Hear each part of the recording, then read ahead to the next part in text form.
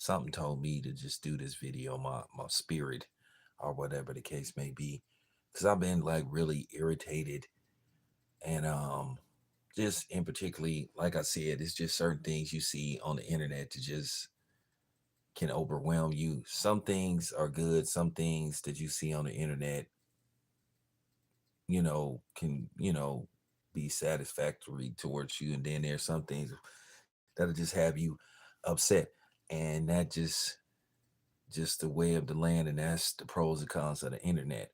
But in particularly, you've seen something over the past, the past few years, especially with the emergence of, what, how all of a sudden they started creating and trying to recreate history and a lot of falsehoods and trying to circumvent history.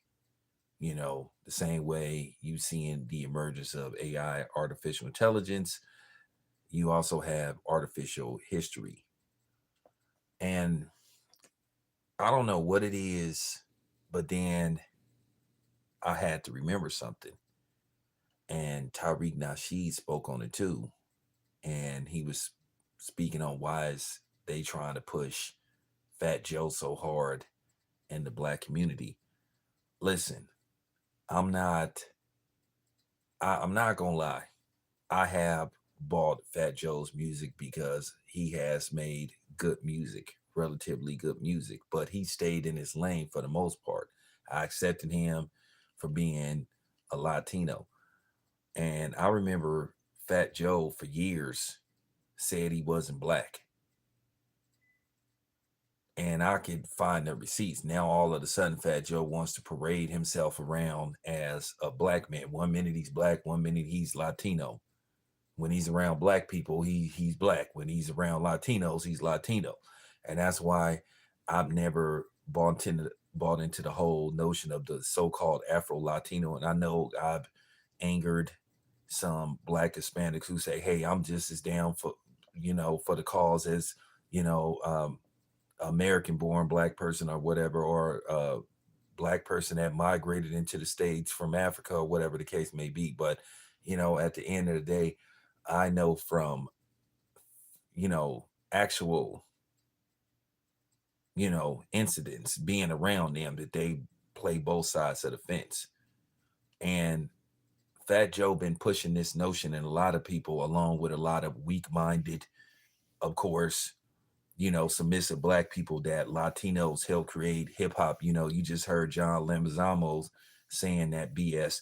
And I'm gonna say this once again: you Latinos didn't create shit, and you can take it however you want. Black people created hip hop. We did it. You didn't create a damn thing. This art form was created by us. You need to do your history. And I know Busta Rhymes was saying that hip hop came from the Caribbean. That's a damn lie too. Hip hop was oriented from jazz, you know, um, the church. A lot of different elements played into the creation of hip hop. I could find some records from the 1920s where you had dudes busting flows, rapping. It also came from guys like James Brown, Barry White, guys like that, Isaac Hayes. They played a pivotal role in helping create hip hop. I think New York is given too much credit, but now you have these Latinos trying to impose and trying to recreate history. No, you didn't. You didn't create hip hop. And I don't give a fuck if you get mad. Black people, actual black people, created hip hop, stemming all the way back to the motherland. I could give y'all a history lesson. You don't want none of this. But I'm tired of them trying to push Joe, Fat Joe, that is, as the replacement black man. Because I feel like Fat Joe speak a little too loosely, because at the end of the day, he's not one of us. Now somebody gonna see this video and get mad and say, "What do you mean? What do you mean he's not one of us?" He ain't one of us. He's not one of us. He's not black. Stick to being what you claimed you was, because I could find several videos from the early 90s that Fat Joe said he wasn't black. But then you got these submissive people like Remy Ma and all this thing, this thing with he's one of, but he ain't one of us. You said you was a Latino, so you a Latino. And like I said, just because they have melanin in them, they don't like to be aligned. They don't like to be called black. Ask those Dominicans, who some of them be darker than me. They hate being called black. Same thing with some of the Africans. You know, with a lot of the Africans, it's hit or miss with them. Some people down, some of them down, some of them not. But some of them admitting that they starting to see things different, saying that they was conditioned not to, respect or to keep their distance away from American-born blacks. But they said since they've been out here, they starting to see the light. Well, okay, well, welcome to the party. But at the same time, you got limited access. You know what I'm saying? You can come to the party, but you can't have no drinks. And you only get one plate of food. You got to earn this trust. And that's real talk. Seeing and doing and making somebody believe you is two different things. But like I said before, if black people don't start fighting for their legacy and their culture, it's going to be completely taken away from us. Don't depend on these rappers to defend hip hop, because they're already bought, they're paid for. Literally. And they will do anything to stay afloat. If it means compromising themselves, compromising the culture. Malcolm X told us we only could put so much stock into celebrities and really don't believe them at all to a certain degree. So I really, like I said, don't bank on celebrities. And I've been saying this for the longest. If you one of these dudes that think that a celebrity can be super militant and still have a place in Hollywood, you just can't do it, because you know what group of people run Hollywood.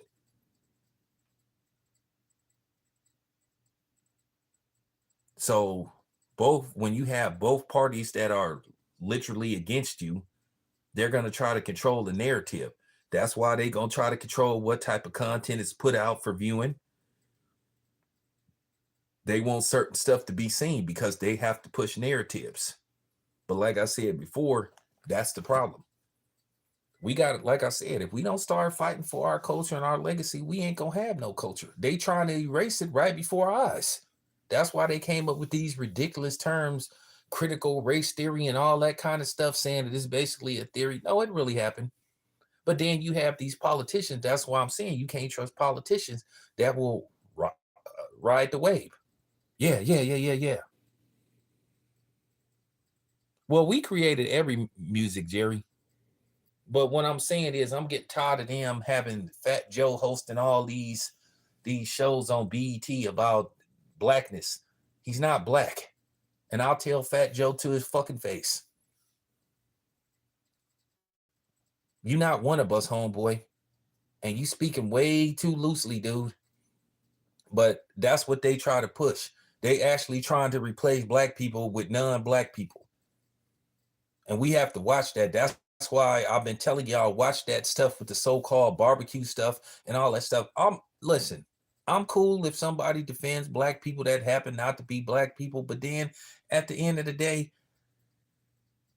when they go to the extreme to do it, then I'll start to think, okay, he might be, I don't know, he might be up to something. Because y'all know by now we don't have no allies. But like I said, for the last year and some change, they've been pushing this notion that Latinos help create hip hop. Next year, they're going to be saying they created hip hop. And then you're going to have black people, these content creators who will do anything for views. I'm sorry, you can't trust a lot of these young niggas, like, Professor Black Truth said. And by the way, I'm glad that the Black Authority finally got monetized. Now, I'm going to speak on that Cynthia G thing probably later on, maybe within the next couple of hours.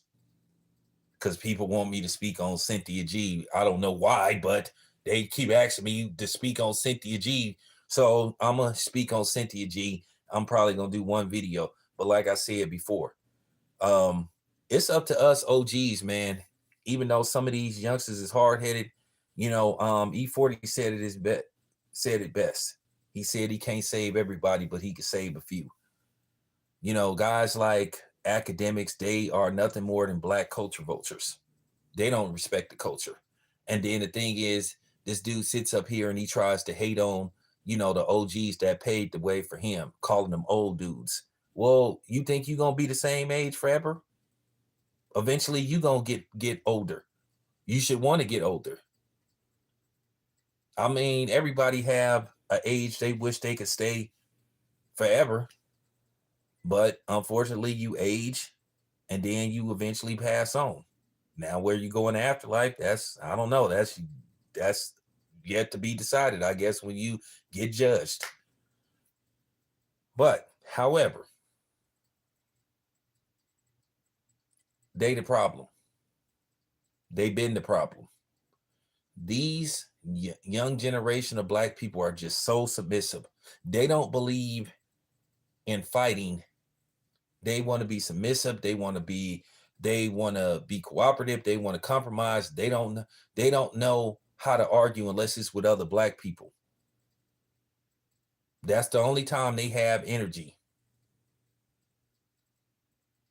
They sit up and praise these dudes like DJ Vlad and Adam 22 and try to anoint these dudes as being part of the culture. And one of us, them dudes are not part of the culture. They're culture vultures. They like to exploit black negativity for profit. And then they can always find a couple of, cornball, goofies, lames like that dude, Crip Mac. That dude, Crip Mac, is a cornball. Nobody, he probably the only member of 55 Crip. He walk around with a tattoo on his head that say Hoover. I mean, come on, man. And this is the type of people that they try to make famous. These are the type of people that they want us to pattern ourselves after. It's been a conspiracy to destroy our community forever, and people are in denial about it.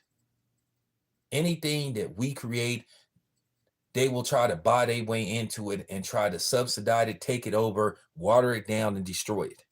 They done destroyed our music. They done destroyed hip hop. They destroyed R&B. Our R&B is completely Elvis.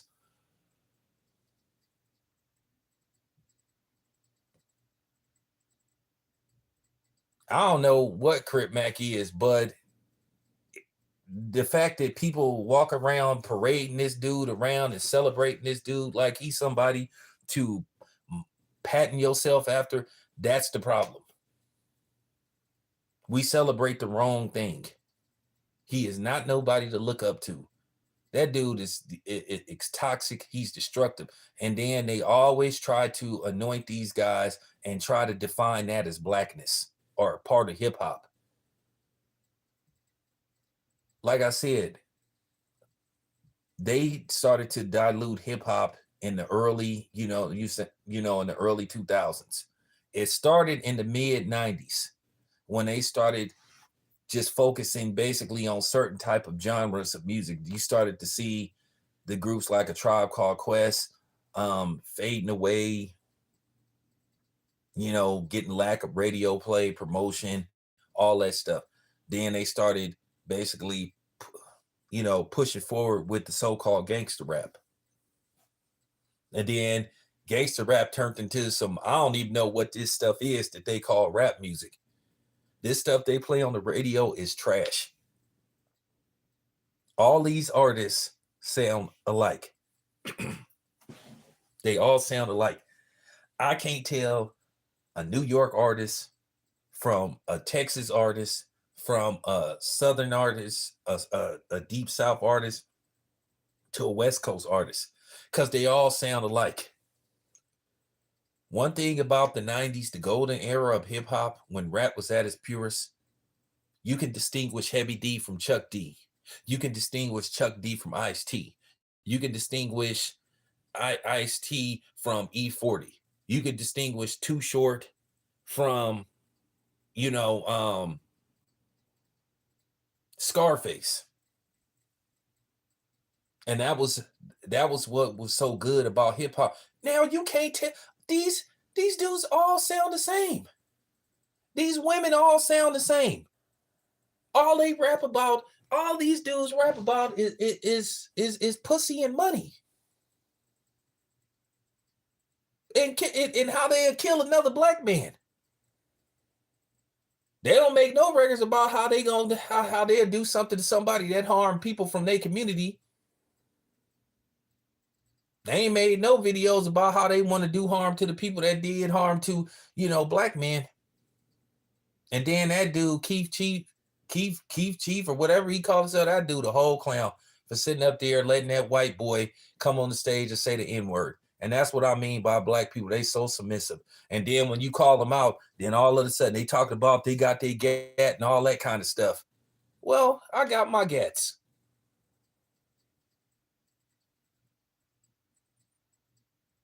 Yeah, it was balanced in hip hop. And that's where it went wrong. You had these people, and you know who they are, come in having the audacity to try to tell black people what black people want to listen to. But they've been doing that. Non-blacks telling black people how to be black or what type of music black people want to hear. That take nerve. And we the only community that allow that to happen. Go to China, go to Beijing, and you be black, and you tell a Asian how to be Asian. They gonna look at you like you crazy, or they might kidnap you, and you may never be heard from again. Go to Russia and tell a Russian how to be Russian. You'll be lucky if you just get beat up. But you got black people that'll sit up here and let people that don't look like us tell us what the definition is of blackness. And we don't check them. I'm not even having that argument with you. I'm going to cut you off at the path. And that's what we need to start doing. When is we going to have some balls and stand up? When is people going to tell Fat Joe, hey, Fat Joe, you need to fall back, dude. You're not one of us. I don't care who told you that. We don't put no stock into what rappers say. You think I'll put any stock into what Lil Wayne, somebody like Lil Wayne? I thought it was laughable when he said he wanted to have a conversation with John Morant. What could a junkie, syrup sipping, coke sniffing, dope fiend have to say to John Morant? What could you possibly tell John Morant? When you sit up here and make records about killing black men, gang banging, and all this kind of stuff, and everybody knows you a fake blood. No blood said put you and baby on. You just made yourself bloods. So what the fuck could you tell John Morant?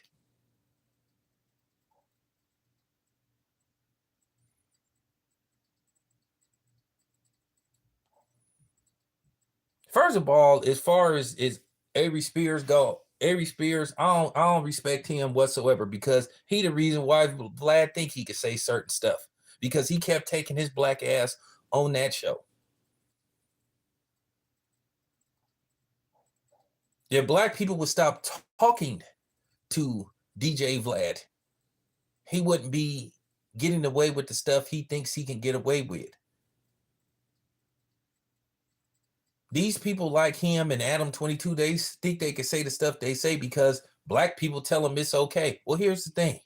All you niggas can't speak for me and my audience and other black people. If it ever went down, like I said, if a race war really jumped off, we would have to take care of the sellouts before we could even get to the real and true enemy. And you know what I mean by that. I have to watch my words. You guys know I have to watch my words because, I don't want to be labeled as, putting out a certain kind of speech. So, I have to watch my words very closely. Y'all understand I have to talk in code, but you know what I'm talking about. But it's because of the Avery Spears and dudes like that. And like I said before, these black dudes, they always go on these non-black platforms and solidify them, you know what I'm saying, and boost their status. But then when we ask them to come on our platform, they either too good, or they want this astronomical amount of money and all this kind of stuff. Look, at the end of the day, I mean, that kind of thing, we could figure something out together. But, at the end of the day, DJ Vlad wasn't just coming out the gate paying people $10,000 to come on his platform. A lot of those people was doing interviews for free. He started getting views. He started making money. So yeah, based off the fact that he was getting views from primarily bringing black people on his outlets and getting them to basically snitch on themselves to get views, well, it turned into a very lucrative business. So he started to make millions of dollars. So at the same time, he should be giving these dudes money.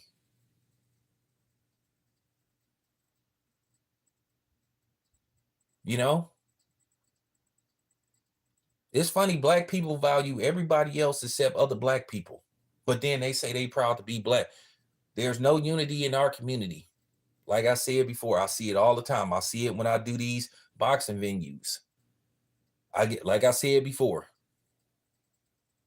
you got the Charlo brothers crying about how nobody don't want to talk to them, or nobody don't back them up. They ain't getting the promotion they think they can get. But at the same time, they did it to themselves for being standoff with the media.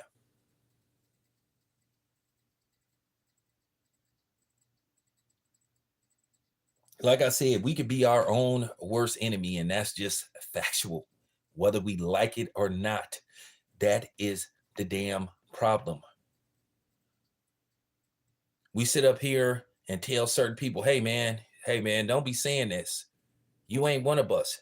And it's okay to say, hey, you're not one of us. You don't have the right to speak as if you're one of us. And I give Damon Dash credit because he checked Adam 22 about like speaking like he one of us. He told him, hey man, you're not one of us, dude. You don't get to speak just because you have a bunch of niggas like, on your platform and stuff. Like I said, I would never in my life ever engage with Adam 22. Just like one day I think he went to some part of South Central, I think, where the bounty hunters be at, where the bounty hunter bloods be. Oh, Adam 22 is a real one. What? Y'all done seen all them videos where I done went to the 60s? Ain't I'm a real one? Y'all seen me go right to the 60s where Cowboy was at. Do an interview with him. Oh, so I'm not a real one, huh? But he is. Yeah, he a real culture vulture. See, that's the difference. See, the thing is, if I go to them certain neighborhoods, I have to quote unquote check in. I have to call somebody and tell them I'm coming. But that's okay. That's okay. That's fine. That's fine. When I go to certain parts of Philadelphia, I, call some of my Philly people, and then my girl, she know people. She say, hey, he cool.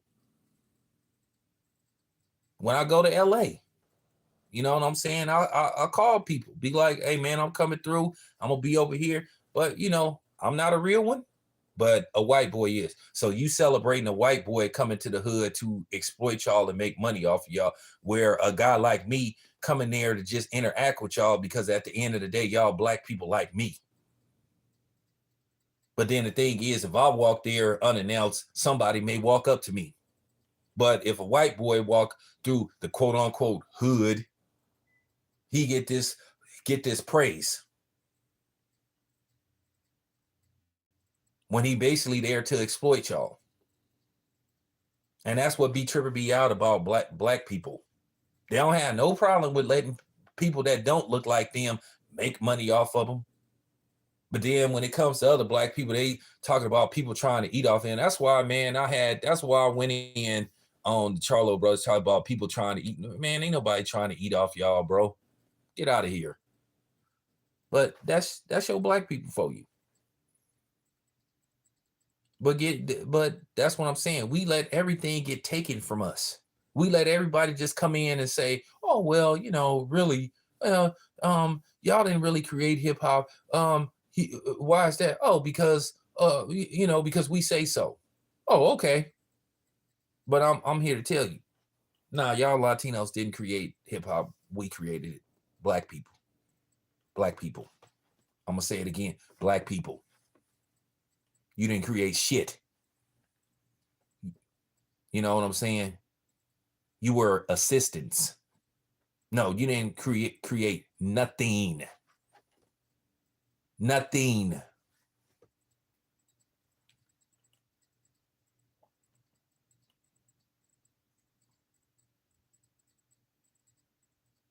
This is our music. And we ain't gonna let y'all take it, insert y'all self and give y'all credit that you don't deserve. Nah, we created hip hop. You were just assistants. You get no credit whatsoever. So stick to yo Latin music, yo bongo drums and all that kind of stuff, whatever the case may be. But you didn't create this music called hip hop. Hip hop was created by black people. Black people pretty much created pretty much every music known to man. Pretty much. Ask Bruno Mars. Even he said that.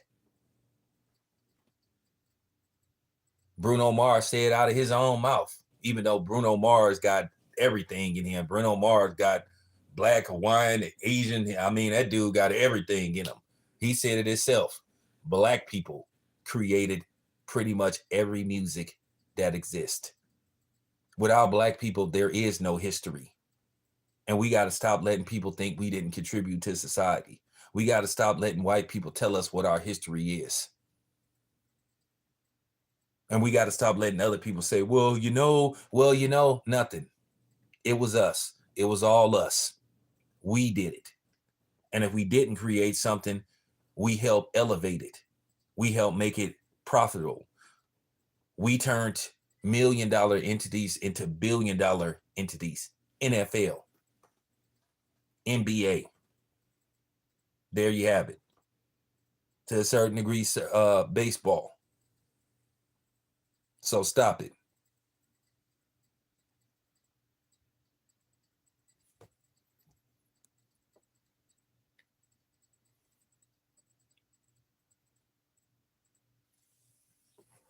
Listen.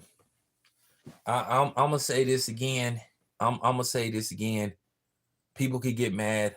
There is no black and brown alliance whatsoever.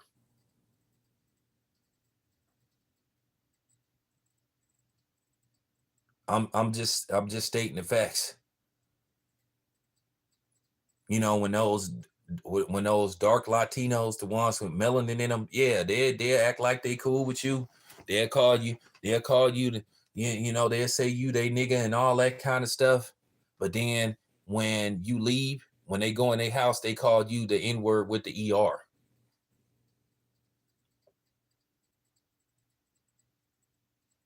That's just facts. I don't know why people don't want to have these real conversations, but listen, man, I didn't caught them. I didn't caught them doing that stuff. I didn't, whether it be on the job, whether it be, you know what I'm saying, whether it be just other situations. And you kind of can tell when somebody, even though you don't understand Spanish, but you can kind of tell when somebody, when they start speaking a different language, that they saying something slick, and you be like, because your intuition be like, man, this dude trying to say something smart. Now I know it's gonna be people that's gonna listen to this. I know it's gonna be people that go listen to this and get mad and say, oh man, you being divisive and all this kind of stuff. Oh man, get out of here with that bullshit. We've been divided. Always have, will always gonna be divided. So just cut the shit. Stop it. Y'all divide yourself from us on at the drop of a dime whenever opportunity strikes. So what? So what, you protested what happened with George Floyd? Everybody did. It was for show. And then, by the way, when that happened, pretty much the damn country was shut down. Pretty much the whole world was shut down. Didn't have nothing better to do. Y'all know what was going on when what happened with George Floyd. So come on, man. We was on under lockdowns and all that kind of stuff. So you didn't have, it was disingenuous.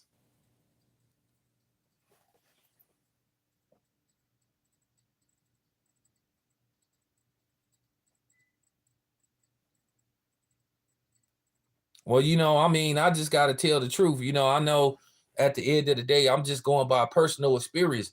I mean, I stand by what I said. If you really down for us, you got to be down. Because at the end of the day, I could show you some videos where the lighter Latinos can't stand the darker Latinos. There's plenty of videos where people talking just like how they just finally admitted that they have blacks and Mexicans in Mexico, that they have those black Mexicans and they be in certain parts and they talk and they don't like them and they get treated the same way out there that blacks get treated in the States. I'm not trying to offend you, but I'm just keeping it a buck. I done seen this way too many times. I done seen this way too many times. Either you down or you ain't down. But like I said, this hip hop stuff, this is ours, man. This is ours.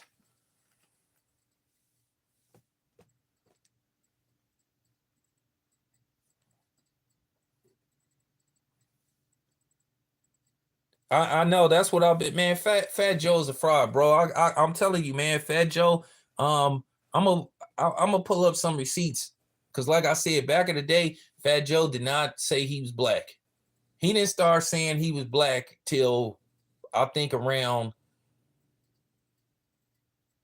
when he started hanging around Ja Rule and he went to Africa with Ja Rule. Then all of a sudden he started trying to say that he was black and all this stuff. One like I said, you have certain interviews where he'll say he's black, then he'll say he's black and Hispanic, then he'll say he's Latino. Like, bro, which one is you, bro? Either you are or you ain't. You can't play both sides of the fence. And that's the problem. You can't try to have the luxury of saying that you black, but then you want to have what you call black privileges. But then on the other half, you saying you Latino, so you saying you not all the way in touch with and in tune with black people. Which one is it? Either you are or you ain't. Because I promise you, you may be from the Dominican Republic, you may be from Somalia and all that stuff, just like that goofy ass nigga Myron with Fresh and Fit. He another one. You didn't reap the benefits of being in the States, because I guess you a second generation African. But then he another dude that be trying to look down on black people. Him and that other clown. And I mean, he's a former, but he former law enforcement to begin with, but I'll be seeing how he be talking slick about black people and stuff. But then he challenges Tariq Nasheed to a debate. Tariq Nasheed accepts, then he backs out of it.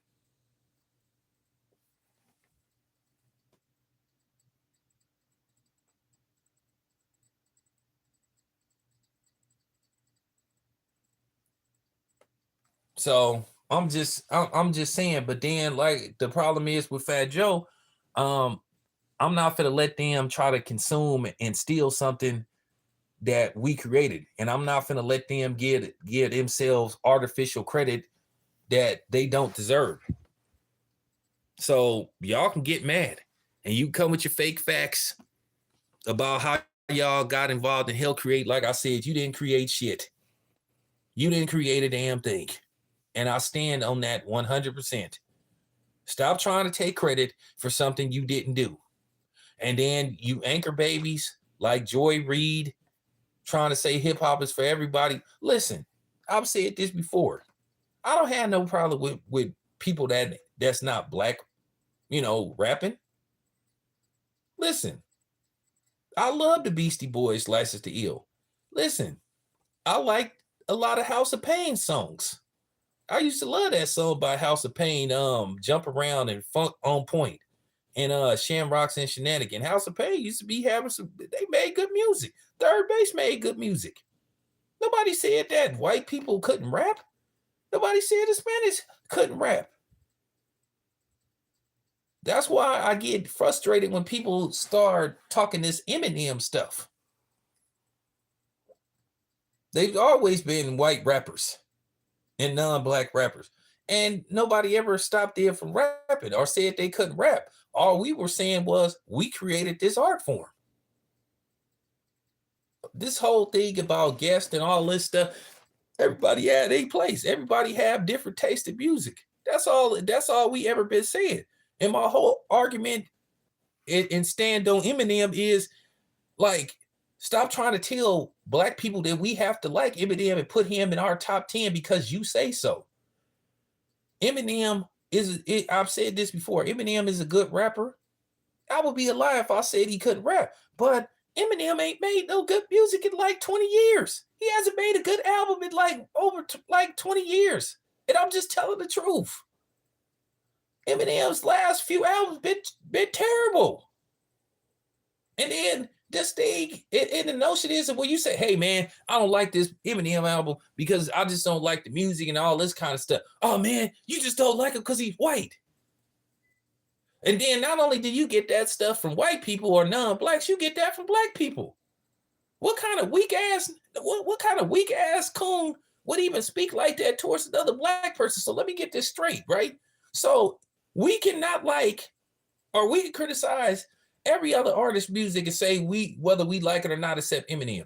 Make that make sense. So Eminem, you have to like everything Eminem put out, or that makes you a hater, or that makes you racist towards white rappers. And by the way, there ain't no such thing as a black racist. You have to have power and control and influence to be a racist. And we know black people don't have that in this country. So just stop it. But this is the thing and that's why I'll be going in on Eminem and his fans.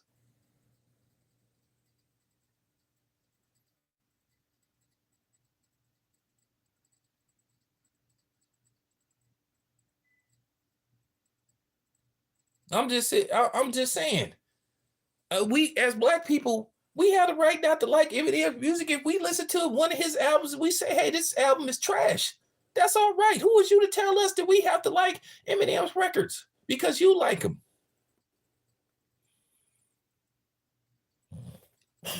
I'm sorry.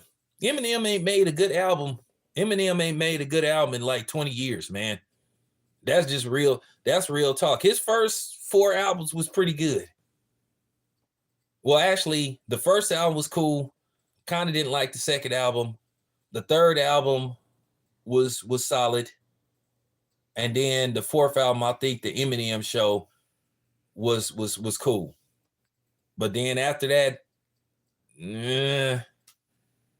I mean, he just had some songs where he just would absolutely talk about nothing. And then you just say, hey, man, I ain't feeling this Eminem album. Like, you know, and 50 Cent is the main one who sit up there and always have to play attack dog. And that's why I don't respect Curtis. Like, bro, we have a right not to like the white boy's music. If we say his stuff is whack, that's all right, man. You can't sit up here and say, oh man, you just hating. Eminem didn't lost rap battles. And he lost that rap battle. He lost that rap battle to the game. It took him almost 2 years to come with a response because game bodied him. And he was telling the truth. Nobody in the hood play no Eminem. Nobody in the club play no Eminem. Like nobody at no barbecues play no Eminem.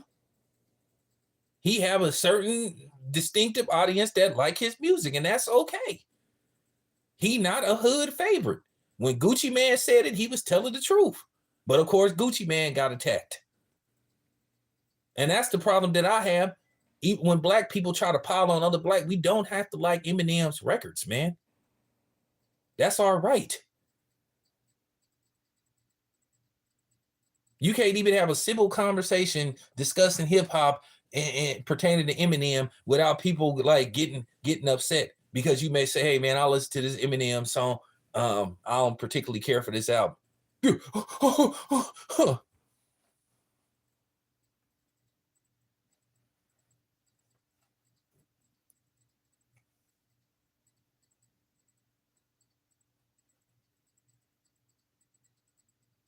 I can make it distinctive. Oh, thanks for the hey, what's up? Well, man, No, but that's all I'm saying. Who worse, LeBron fans or Eminem fans? Well, that's two different elements, but that's a good debate. That's something that I would need a panel. I might have to have a panel for that, because I can make an argument that Errol Spence fans is just as bad.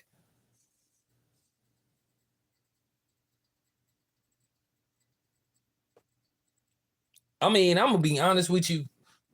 I'm gonna be honest with you. I listen to a lot of Detroit rap. Like I said, I man, that song by Babyface Ray, Sincerely Face, I played that song out. So I listened to T Grizzly, Sada Baby, um, what's the other ones? What's the dude's name? I listen to Peasy, all them dudes. So I'll listen to all them dudes. I listen to a lot of Detroit rap, and I know the sound of Detroit. They kind of had their own sound. Eminem don't even really sound like he really don't even sound like Detroit rap. And I heard he really from Kansas. I heard he really came from Kansas. Like he migrated to you know what I'm saying, to Detroit. He really ain't from Detroit.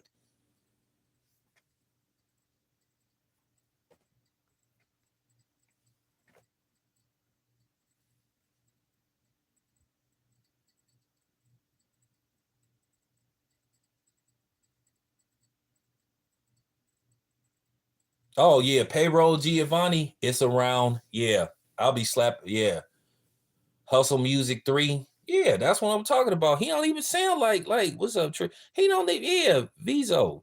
All them dudes. Yeah, Babyface Ray be going hard in the paint. Babyface, like I said, my favorite probably is Payroll Giovanni. Even Little Blade Icewood. I've been listening to Detroit rap. Like I go back to when, you know what I'm saying, when the boss came out, because she was kind of one of the people that kind of like really made people focus on Detroit. Because the boss, she was hard. But she only made one album and that was pretty much it. Me and CJ been trying to get an interview with the boss. I know she do radio in Dallas, you know, but I think she feel ill or something. But just saying.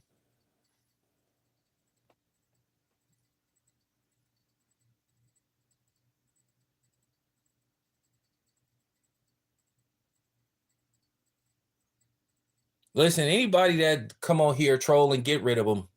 Get rid of them. This is a real conversation, but I expect that to happen. I expect that to happen. Because like I said, once again, you can't have a real conversation anytime. This is what I'm talking about. Anytime you say anything about Eminem, people get mad and they get, like I said, I wish black people would fight for the liberation of black people and fight for black people to get rights in the states like they fight for Eminem. If black people had the energy to fight for other black people like they fight for Eminem, we would be in such a better place. But that's just wishful thinking.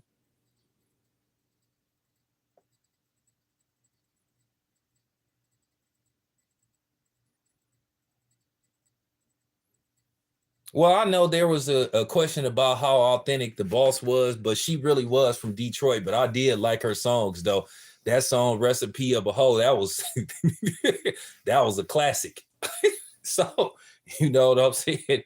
But she did like bring a lot of notoriety to Detroit rap, But at the end of the day, she faded off after one album, and that was pretty much it. But still can't take away the fact that she gave us a classic album because that album was that album was cold.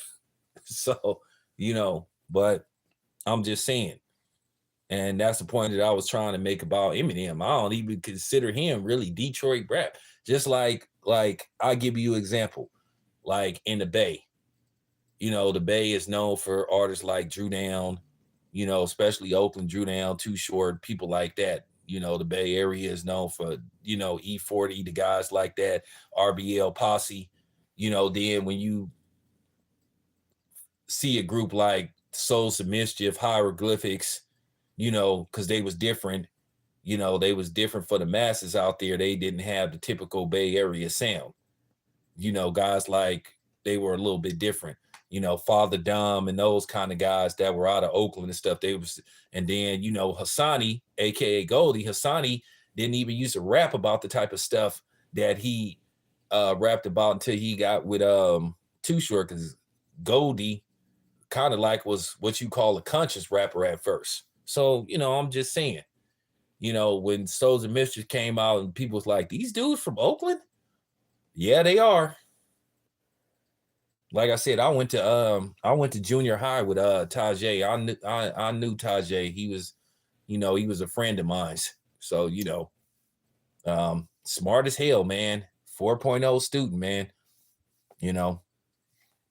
So, Tajay, if you're listening, you more than welcome to come on the show. But Too Short is Too Short was born in Los Angeles, but he came to Oakland like when he was like 13 to 14. He from California. WC, the rapper WC is, shout out to my boy Trick Nolte. WC is really from Houston. And then he came to LA just like DJ Premier. Yep. Just like DJ Premier. A lot of people think DJ Premier with Gangstar is from it's like from the East Coast. DJ Premier is from Houston. That dude is from Texas. So WC is really from WC, and that's funny. Speaking of WC, one of my favorite rappers. But for some reason, when you bring up WC, either some people like him or they don't like him. But WC was the first rapper I ever see doing the crip walk. But yeah, WC, he really, Trick, tell him WC is from Houston. He really from Houston. And DJ Premier, one of the greatest hip hop producers of all time, he from Houston. That's what.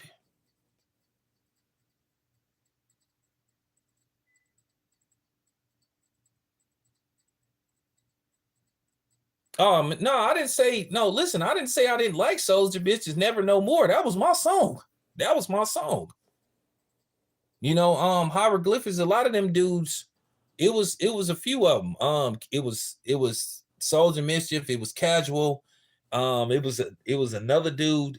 I can't remember what his name was. He was kind of like a street dude, but the other cats were like, they was just like dudes, educated dudes. If I'm not mistaken, Tajay like went to Stanford.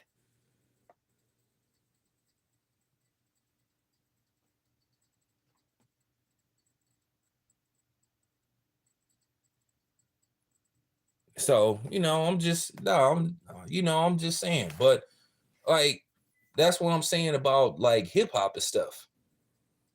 Like they brought a new dimension to hip hop. And that's what I'm saying about 90s hip hop. You know, that was like the golden era of hip hop, like so much variety. And like I said, you look what didn't happen now. They destroyed, like I said, they destroyed our music. Like everything that them people touched, they destroyed, they ruined it, they water it down, and then they try to rewrite our history. But yeah, in closing, I'm keeping it a buck, man. We created hip hop, and I'm gonna continue to defend it, and I'm not gonna let nobody take it away from us. No, you know what I'm saying? No mayonnaise nation, no Latinos, no other forms of non-blacks. We created hip hop. End of story. Real talk. Oh yeah, alcoholics. All right, you guys. Appreciate y'all being here. I'm out.